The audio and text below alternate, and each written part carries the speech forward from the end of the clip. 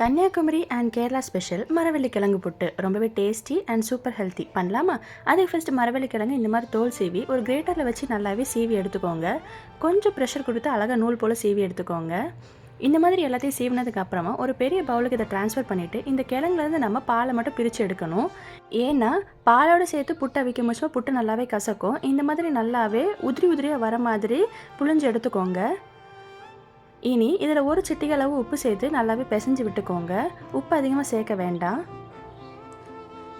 இந்த பதத்துக்கு வந்ததுக்கு அப்புறமா நம்ம புட்டுக்குழலில் முதல்ல கொஞ்சம் தேங்காய், அதுக்கப்புறமா சீவன மரவள்ளிக்கிழங்கு, மறுபடியும் கொஞ்சம் தேங்காய், மறுபடியும் கொஞ்சம் கிழங்கு, கடைசியாக கொஞ்சமாக தேங்காய் வச்சு நான் ஆல்ரெடி புட்டு மேக்கரில் தண்ணி ஊற்றி கொதிக்க வச்சுருக்கிறேன்.